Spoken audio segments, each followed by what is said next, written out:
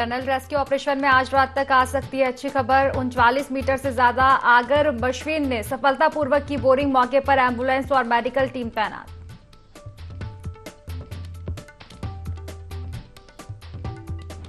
सलग्यारा rescue operation की PM Modi ने ली जानकारी। टनल में फंसे मजदूरों के बारे में फोन पर सीएम धामी से की बात। सीएम धामी ने एक्स प्लेटफॉर्म पर दी जानकारी।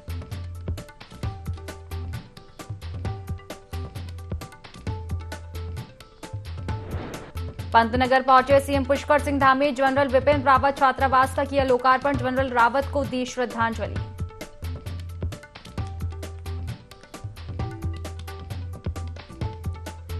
पिरान गलियर में गोक्षी की सूचना पर हिंदू संगठन के लोगों का हंगामा। फरार आरोपियों के खिलाफ कड़ी कार्रवाई की मांग। आश्वासन देकर लोगों को कराया गया शांत।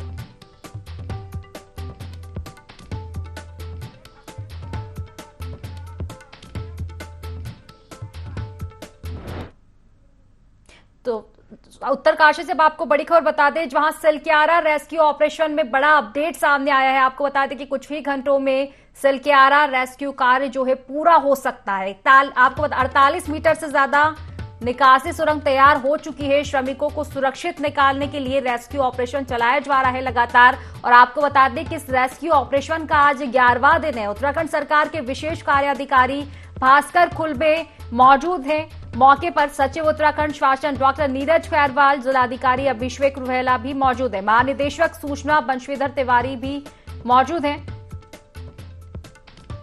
तो उत्तरकाशी से ये बड़ी खबर हम आप तक पहुंचा रहे हैं, जहां सलग्यारा रेस्क्यू ऑपरेशन में बड़ा अपडेट सामने आया है। आपको बता दें कि कुछ ही घंटों में ये जो रेस्क्यू कार्य है पूरा कर लिया जाएगा। देखिए, लगातार आज 11वां दिन है, तब से लगातार रेस्क्यू ऑपरेशन जारी है और तमाम जो मजदूर फंसे हुए हैं उनको निकालने की कवायद तेजी से की जा रही है।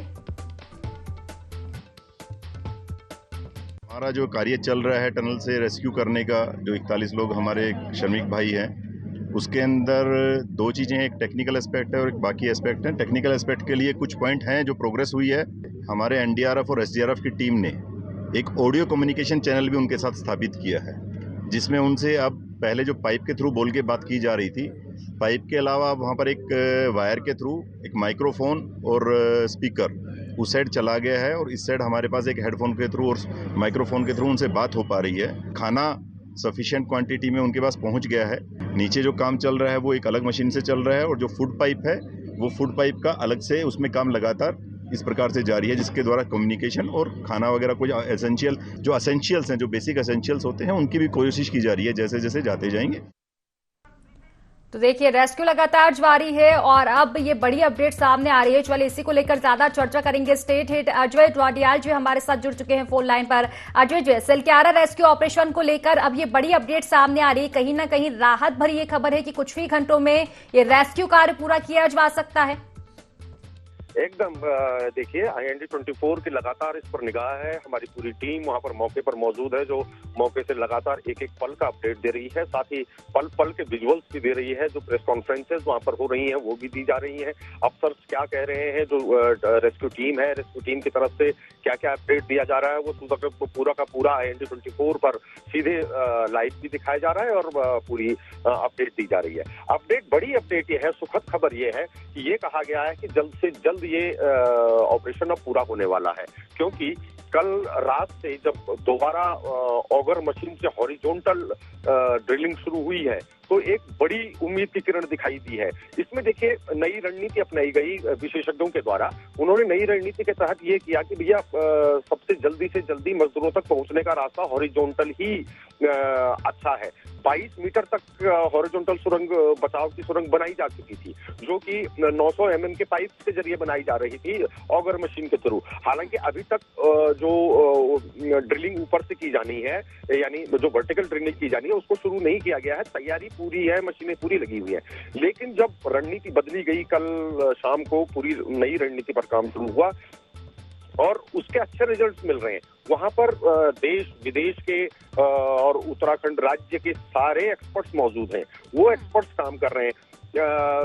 केवल अब 10 से 12 मीटर के बीच का ही रास्ता बचा हुआ है, 10 से 12 मीटर पहुंचना है। आप एक चीज इस चीज से आंकलन लगा सकते हैं कि कल रात 9 बजे तक 22 मीटर पहुंची हुई थी सुरंग। उसके बाद दोपहर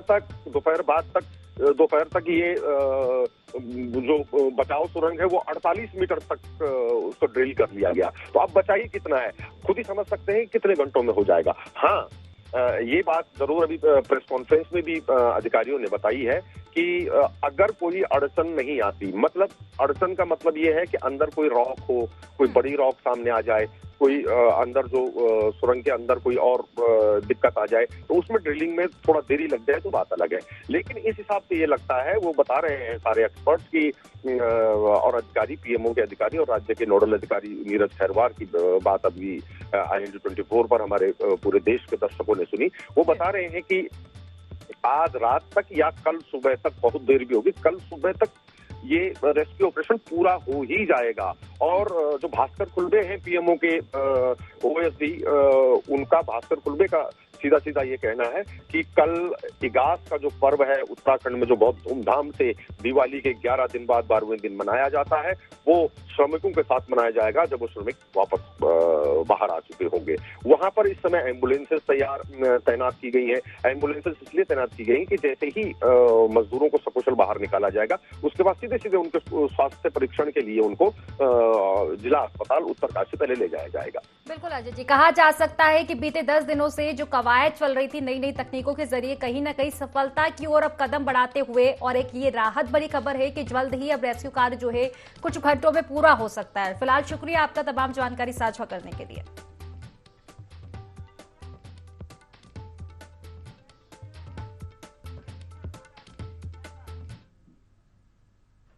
तो देखिए, बड़ी अपडेट हम आप तक पहुंचवा दें। कुछ ही घंटों में सिलक्यारा रेस्क्यू कार्य पूरा होने वाला है। आपको बता दें कि 48 मीटर से ज्यादा निकासी सुरंग तैयार हो चुकी है। अब सिर्फ 12 मीटर की दूरी तय करना बाकी है। मौके पर आपको बता दें कि 41 एम्बुलेंस मौजूद है। मजदूरों को निकालने के बाद मेडिकल चेकअप के लिए तुरंत भेजा जाएगा। बहुत तेजी से हॉरिजॉन्टल सुरंग जो है बनाई गई है। आपको बता दें कि हॉरिजॉन्टल सुरंग की अगर हम बात करें तो पहले इसी के तहत जो है रेस्क्यू ऑपरेशन किया जा रहा था, लेकिन इस पे सफलता ना मिलने पर वर्टिकल जो प्रोसेस है वो लागू की गई थी। लेकिन एक बार फिर से रणनीति बनाई गई है और रणनीति के तहत अब हॉरिजॉन्टल सुरंग के जरिए कार्य किया जा रहा है। टनल में फंसे हुए मजदूरों को बचाने के लिए ऑपरेशन जिंदगी जो है अभी युद्ध स्तर पर जारी है। और वहाँ पे अभी अपडेट सामने आ रही है कि लगभग 18 मीटर का जो एरिया है वो केवल ड्रिल करना बाकी रह गया। अगर कोई टेक्निकली प्रॉब्लम नहीं आती तो शायद शाम तक ये जो मजदूर होंगे वो टनल से बाहर होंगे। फिलहाल यहाँ पे जो है एम्बुलेंसों का जमवाड़ा लगना शुरू हो चुका है। चारों उत्तरकाशी डिस्ट्रिक्ट से और अन्य डिस्ट्रिक्टों से यहाँ पे जो है एम्बुलेंस पहुंच चुकी है। फिलहाल 18 से 20 एम्बुलेंस यहाँ पे आ चुकी है। टोटल 41 एम्बुलेंस यहाँ पे आनी है। और जैसे ये मजदूर बाहर निकलते हैं, इनको जो जिला चिकित्सालय उत्तरकाशी या एम्स हॉस्पिटल ऋषिकेश में रेफर किया जाएगा। दीपक नोटेल, ND24 उत्तरकाशी। तो देखिए, सिलक्यारा सुरंग में फंसे 41 श्रमिकों को बाहर निकालने के लिए रेस्क्यू ऑपरेशन लगातार जारी है। अधिकारियों का कहना है कि सब कुछ ठीक रहा तो आज रात तक रेस्क्यू ऑपरेशन को खत्म किया जाएगा। सचिव डॉक्टर नीरज खैरवाल का कहना है कि सुरंग में ड्रिलिंग का काम तेजी से किया जा रहा है। जल्द ही फंसे मजदूरों को बाहर भी निकाल लिया जाएगा। साथ ही मजदूरों से बात करने के लिए NDRF और SDRF ने ऑडियो कम्युनिकेशन शुरू किया है। भीतर माइक्रोफोन और स्पीकर भी भेज दिया गया है। माइक्रो टनलिंग विशेषज्ञ क्रिस कपूर ने कहा कि अभियान सफलता की ओर लगातार बढ़ रहा है। जल्द ही अच्छी खबर मिलेगी।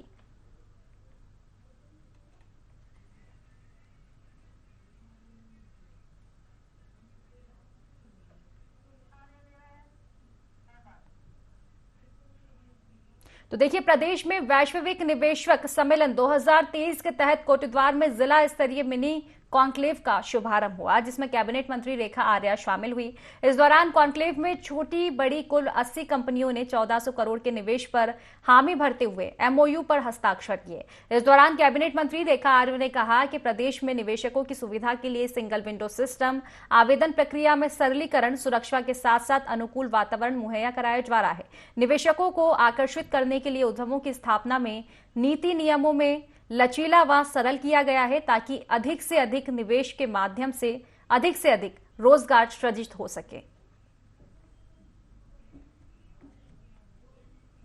सतत प्रयास में है कि हमारा उत्तराखंड राज्य 2025 जब अपना 25वें वर्ष की ओर अग्रसर हो और उसको सेलिब्रेट करता है, तब तक हमारे राज्य में उद्योगों का स्थापन हो और हमारा राज्य औद्योगिक दृष्टिकोण से भी अग्रणी राज्य में गिना जाए। उसके लिए सरकार ने पहले प्रयास प्रारंभ कर दिए हैं। आगामी माह में इन्वेस्टर समिट स्टेट स्तर पर होना है, जिसकी तैयारियों के क्रम में आज जनपद पौड़ी और अन्य जनपदों में भी जो है मिनी इन्वेस्टर समिट हो रहे हैं। और आज मुझे पौड़ी आने का सौभाग्य प्राप्त हुआ और यहाँ इन्वेस्टर समिट में प्रतिभाग किया और यहाँ पर जिस प्रकार से इन्वेस्टरों के अनुभव थे जो पहले से काम कर रहे थे और जो नए इन्वेस्टर जो आज जुड़े हैं, लगभग 14 से 30 करोड़ की धनराशि के साथ में एमओयू हुआ है। एमओयू केवल कागजों पे ही नहीं है, मैंने वहाँ पर जैसा बताया कि उनकी ग्राउंडिंग हो चुकी है, तो ग्राउंडिंग लेवल पर उसका काम प्रारंभ हो चुका है। चलिए खबरों में आगे बढ़ेंगे, जहां उत्तरकाशी के सिलक्यारा सुरंग में फंसे 41 मजदूरों को बाहर निकालने के लिए लगातार बचाव अभियान जारी है। राज्य सरकार से लेकर केंद्र सरकार तक सभी श्रमिकों को सुरंग से सुरक्षित बाहर निकालने के लिए एड़ी चोटी का जोर लगा रहे हैं। पीएम मोदी खुद लगातार टनल रेस्क्यू अभियान पर नजर बनाए हुए हैं और सीएम धामी से अपडेट भी ले रहे हैं। इसी क्रम में आज भी सुबह पीएम मोदी ने सीएम धामी से श्रमिकों के लिए भोजन, दवाइयां, अन्य आवश्यक वस्तुओं की आपूर्ति एवं उन्हें सकुशल बाहर निकालने के लिए चल रहे बचाव कार्यों की जानकारी दी।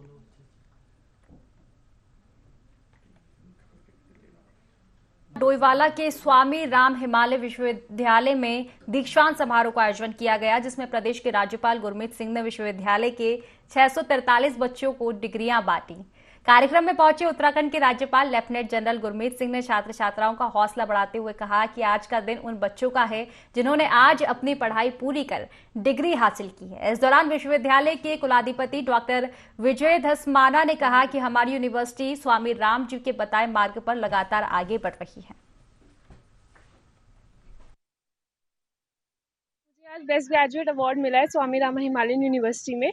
यहाँ आज 6th कॉन्वोकेशन थी हमारी और मुझे बहुत ही ज़्यादा अच्छा फील हो रहा है। मतलब बहुत गर्व का मूवमेंट है ये मेरे लिए।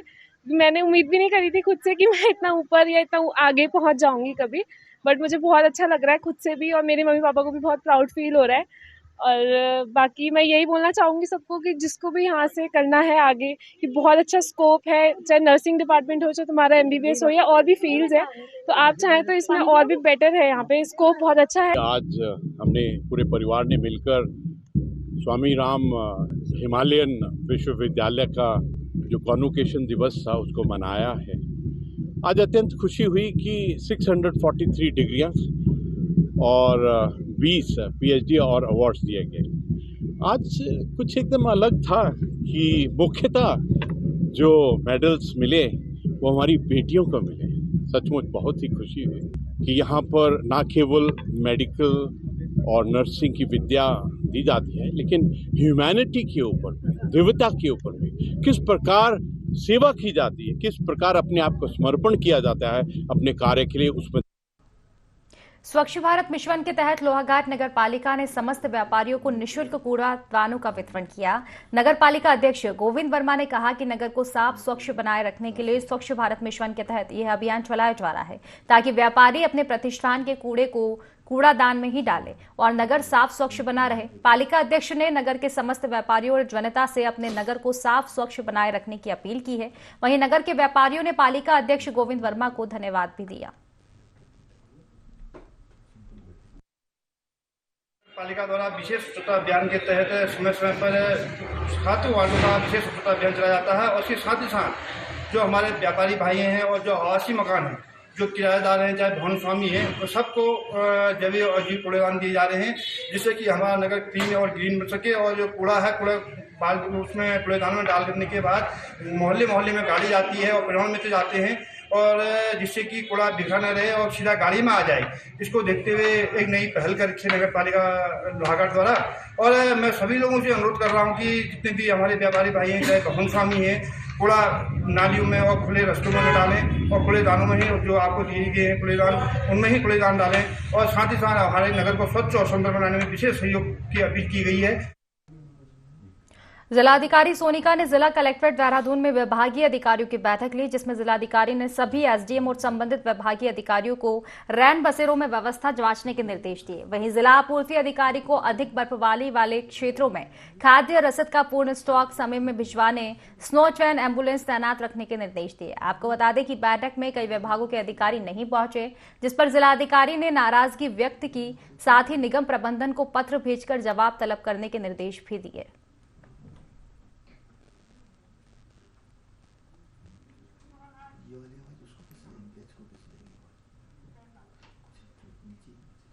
लोहाघाट की खड़ी बाजार स्थित पुनेठवा शूज सेंटर में एक महिला सामान से भरा बैग लेकर फरार हो गई। इस कारण व्यापारी को करीब 5,000 रुपए का नुकसान हुआ। हालांकि यह घटना दुकान में लगे सीसीटीवी कैमरे में कैद हो गई। व्यापारी नवीन चंद्र पुनेठा ने बताया कि एक व्यक्ति का सामान से भरा बैग दुकान में रखा था, जिसे दुकान में आई महिला अचानक लेकर भाग गई। इसके बाद व्यापारी ने व्यक्ति को 5,000 रुपए दिए। वहीं मामले की शिकायत लोहाघाट थाने में की गई। लोहाघाट से पूरा मामला सामने आ रहा है, जहां सामान से भरा बैग लेकर एक महिला फरार हुई है।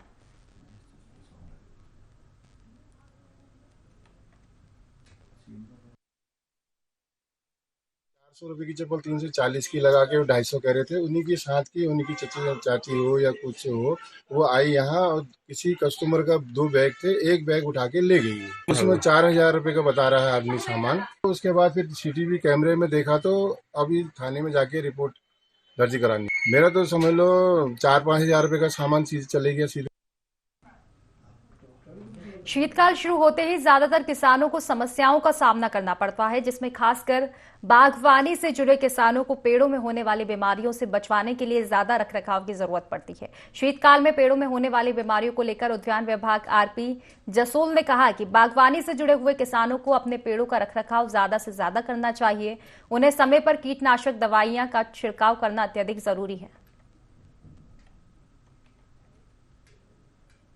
जो है शीतकाल का मौसम प्रारंभ हो गया है। प्रत्येक किसान जो है अपने जो उनके बाग हैं, आम के हैं, अमरूद के हैं, गोबर की खाद और रासायनिक खादों का जो है मिश्रण करके बागों में मिलाएं। और क्योंकि बाग जब फल टूटा होगा तो उस समय जो है फल टूटने से शाखाओं में जो है बीमारी आ जाती है। इस समय ये सबसे बेहतरीन समय है बैक्टीसाइड का, उसका स्प्रे जरूर कराएं। ये किसानों के लिए बहुत फायदेमंद होता है। हमारे विभाग में जो है 60% रास सहायता पे जो है पेस्टिसाइड होता है, कीटनाशक हो चाहे फंजीसाइड हो, 60% रास सहायता पे दवाई का वितरण किया जाता है। प्रथम आओ प्रथम पाओ के आधार पे हम किसानों को उपलब्ध कराएंगे। भगवानपुर तहसील में जिलाधिकारी धीराज सिंह ने तहसील दिवस के मौके पर लोगों की समस्याएं सुनी, जिसमें कुल 42 लोगों ने शिकायतें की। इस दौरान कुछ समस्याओं का निस्तारण मौके पर ही किया गया और कुछ शिकायतों का निस्तारण किए जाने के निर्देश जिलाधिकारी ने अधिकारियों को दिए।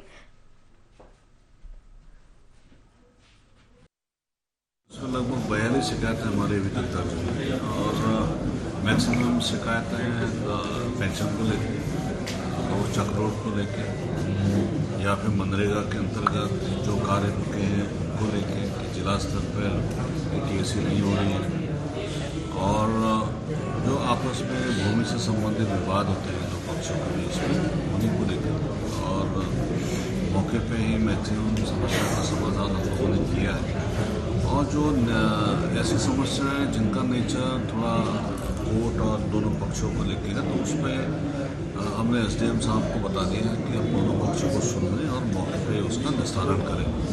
अगर पैमाइश करने की ज़रूरत है, पैमाइश की आवश्यकता है, नोटाबंदी की करने की आवश्यकता है या फिर कोर्ट का प्रोसीजर अपनाने की ज़रूरत है, तो ऐसे समय में पक्षकारों को वहीं पर ऐसे बताना। लक्सर के उपजिला मजिस्ट्रेट गोपाल सिंह चौहान के नेतृत्व में तहसील दिवस कार्यक्रम का आयोजन होना था, लेकिन इस आयोजन में अधिकारियों की गंभीरता दिखाई नहीं दी। उपजिला मजिस्ट्रेट के मुताबिक इस दौरान 25 शिकायतें प्राप्त हुई। वहीं अधिकारियों की अनुपस्थिति के कारण उन्हें कारण बताओ नोटिस भी जारी किया जाएगा। आपको बता दें कि तहसील दिवस का आयोजन पूर्व निर्धारित था और इसमें समय सीमा में शिकायतों का निराकरण भी किया जाता है। 25 शिकायतें मेरे पास आई है और वो शिकायतें मुआवजे से संबंधित भी हैं, वो पैमाइश से संबंधित भी हैं और इरिगेशन से संबंधित भी हैं, विद्युत से संबंधित भी हैं, पुलिस से संबंधित, मतलब मिली जुली शिकायतें हैं, जिसका हमने जो संबंधित विभाग है उनको भी नोट करवा दिया है और जितना जल्दी हो सके उसका निस्तारण भी हम करवा देंगे। देखिए, अगर इस तरह की चीजें अगर होती हैं, पूर्व में भी कई बार निर्देश जारी हो चुके हैं कि जब मीटिंगें होती है या तहसील दिवस होते हैं या कहीं और शिविर वगैरह होते हैं, तो क्योंकि होता क्या है कि कुछ लोग तो ये समझ लीजिए कि जनता के ही काम कर रहे होते हैं फोन सुन के भी, क्योंकि सभी लोगों को पता नहीं होता है कि तहसील दिवस में बैठे हैं, तो वो फोन भी हो सकते हैं। अब ये तो जांच का विषय है कि वो सरकारी फोन सुन रहे थे कि कोई अपना व्यक्तिगत उनका जो काम था, ये तो जांच का विषय है, इसको मैं दिखवा लूंगा। उत्तराखंड पुलिस ने ऑपरेशन मुक्ति के तहत 2017 से बाल भिक्षावृत्ति व बाल श्रम के विरुद्ध भिक्षा नहीं शिक्षा दो अभियान चलाया। इस अभियान का उद्देश्य सड़कों पर भिक्षा मांगने वाले बच्चों को भिक्षा से हटाकर शिक्षा की मुख्यधारा से जोड़ना है। इस अभियान के तहत पुलिस ने अब तक लगभग 3603 बच्चों को भिक्षावृत्ति के कार्य से मुक्ति दिलाकर स्कूलों में एडमिशन दिलवाया है। इसी कड़ी में पुलिस लाइन देहरादून में कार्यक्रम का आयोजन किया गया, जिसमें सैकड़ों बच्चों को डीजीपी अशोक कुमार ने पढ़ने लिखने की सामग्री वितरित की।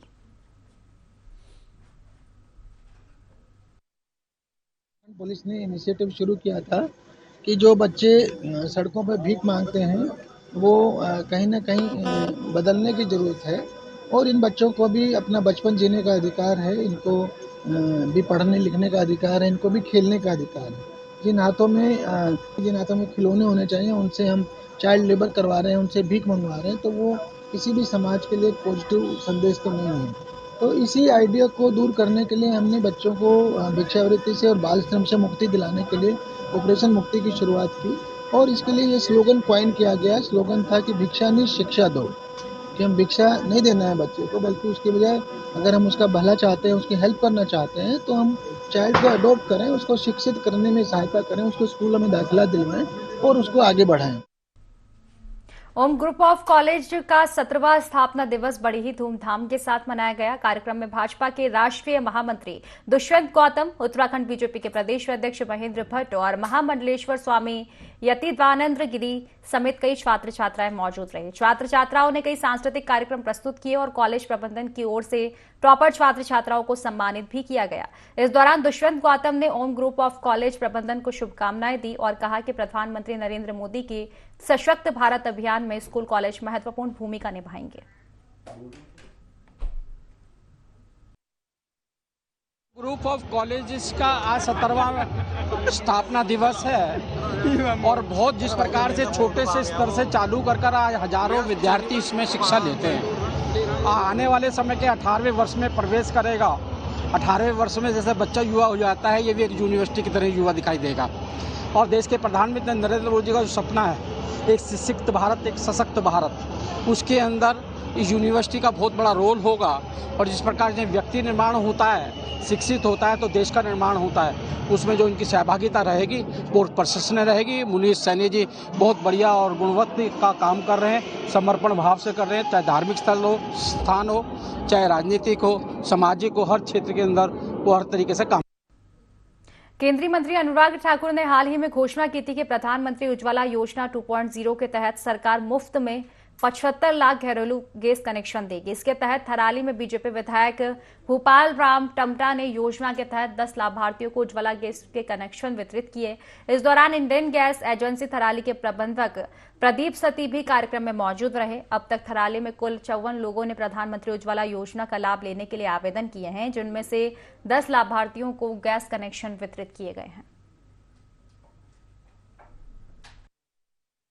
यशस्वी प्रधानमंत्री जी का एक गरीब कल्याण के तहत जो उज्ज्वला गैस का कनेक्शन का वितरण किया जा रहा था, आज यहाँ पर जो 54 स्वीकृत हुए हैं, इस क्रम में आज 10 यहाँ पर वितरित किए गए हैं।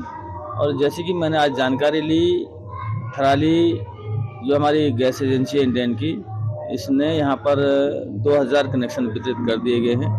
और चूंकि अब कनेक्शन खुल गए हैं, तो अधिक से अधिक लोगों को मैंने भी ये आज उनको कहा है कि जितने भी लोग जरूरतमंद हैं, जो लाभार्थी हैं, जो इसके पात्र लोग हैं, उनको अधिक से अधिक संख्या में, चाहे आप इसमें कैंप के माध्यम से लगाओ, हमारी पार्टी के माध्यम से हम इसमें जागरूकता लाने का प्रयास कर रहे हैं और अधिक से अधिक जो पात्र लोग हैं उनको इसका लाभ मिले। कांग्रेस पार्टी 2024 के लोकसभा चुनाव की तैयारियों में जुटी हुई है। इसी कड़ी में पार्टी गढ़वाल मंडल के लोकसभा क्षेत्रों में जिला सम्मेलन आयोजित कर रही है। कांग्रेस पार्टी के वरिष्ठ नेता मनीष खंडूरी ने बताया कि जिला सम्मेलन के माध्यम से कांग्रेस पार्टी कार्यकर्ताओं और लोगों के बीच जा रही है। उन्होंने बताया कि बीते 18 नवंबर को उन्होंने कहा कि बीते 18 नवंबर को पौड़ी में कार्यकर्ताओं के साथ बैठक हुई थी, जिसमें प्रदेश कांग्रेस कमेटी की ओर से आयोजित किए जा रहे जिला सम्मेलनों में कार्यकर्ताओं से बहुत अच्छे फीडबैक मिल रहे हैं। मनीष खंडूरी का कहना है कि प्रदेश की जनता महंगाई, बेरोजगारी से त्रस्त हो चुकी है और बदलाव चाहती है।